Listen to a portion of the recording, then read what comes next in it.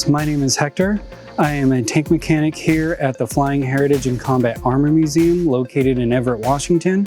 And behind me is our M4A1 medium tank, otherwise known as the Sherman.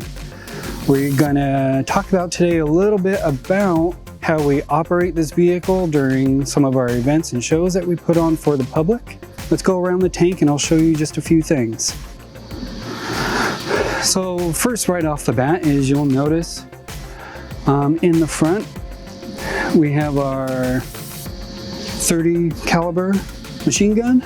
We'll have a 75mm main gun, 2 hatches, driver, co-driver, and bow gunner. And if we come to the side, so what's kind of cool is the silhouette of the actual Sherman itself. This being an M4A1, it has this cast hull. And if we look here, one of the very first things that we'll notice on this side is the applique armor. So if you take away this and we open up the tank itself, the ammunition storage would be right here and right here. And when M4 Shermans first came out, they were noticing that they were getting hit and the ammunition going off and just knocking out the tank. As an intern thing, they started adding this armor here and here. And you'll also notice right here that they also put armor as well. And that was because to get all the gunner's equipment inside the turret there, they had to shave a little bit of that turret. So weaker spot, more armor, set. Now moving on to the back, Pioneer tools, track bar, pickaxes, shovels, everything that you would need if you were out in the field. You have your track tensioner bar, and then you have your bar here that also, what this does is when you are cold starting the engine, what you need to do is stick it in the hole. You'll crank this 60 times, and what happens is,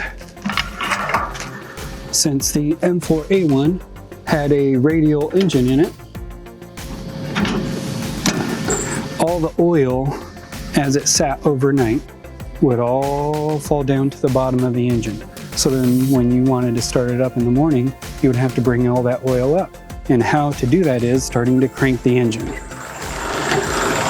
So you do this 60 times, and now we have compression. And you do that 60 times. And what that does is, I think it's 3 or 4 revolutions of the actual engine itself. And so that just brings up all the oil to the top.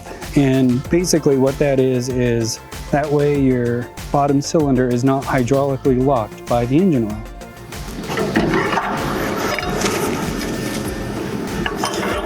Maintenance on the engine, relatively easy.